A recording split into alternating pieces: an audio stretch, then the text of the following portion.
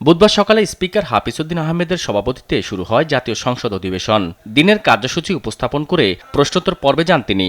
এতে বিভিন্ন মন্ত্রণালয়ের কার্যক্রম নিয়ে আলোচনায় স্বাস্থ্য, সেতু নির্মাণ সহ বিভিন্ন এলাকার বিভিন্ন সমস্যার কথা তুলে ধরেন সংসদ সদস্যরা। অধিবেশনের মূল আকর্ষণ হিসেবে একে একে বেশ কয়েকটি গুরুত্বপূর্ণ বিল কণ্ঠভোটে পাশ হয়। এর মধ্যে সরকারি হিসাব নিরীক্ষা বিল ২০২৬ সংসদে কণ্ঠভোটে পাশ হয়, যা উত্থাপন করেন অর্থমন্ত্রী আমির খসরু মাহমুদ চৌধুরী। মৎস্য সম্পদ সংরক্ষণ ও টেকসই ব্যবস্থাপনায় মৎস্য ও প্রাণী সম্পদ মন্ত্রী মোহাম্মদ আমিনুর রশিদের উত্থাপনে অ্যামেন্ডমেন্ট বিল ২০২৬ সংসদে পাশ হয়। একই সঙ্গে পাশ হয় শেখ হাসিনা পল্লী উন্নয়ন একাডেমি জামালপুর সংশোধনী বিল ২০২৬। ভিগো ওয়্যার গার্ড প্রয়োজন মতো বাঁকানো যায়, অধিক চাপেও ভাঙে না। ভিগো।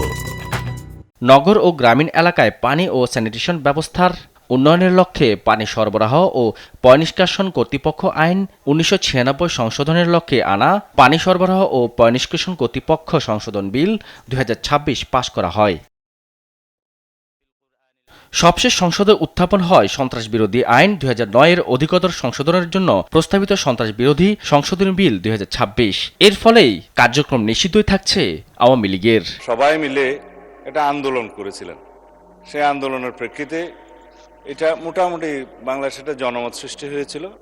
সেই প্রেক্ষিতে তাদের কার্যক্রম নিষিদ্ধ করা হয়েছে সন্ত্রাস বিরোধী আইনে, এবং অ্যাকর্ডিংলি সেটা নির্বাচন কমিশনে তাদের রেজিস্ট্রেশনটাও সাসপেন্ডেড হয়ে আছে। এবং এখানে এই আইনের অনুবলে পরবর্তীতে আর্টিকেল 47 অনুসারে সংবিধানের আইসিটি অ্যাক্টেও পরিবর্তন এনে সংগঠনের বিচারের জন্য সেই আইনটাও সংশোধন করা হয়েছে। সাদাত নিশাদ, দেশ টিভি, ঢাকা।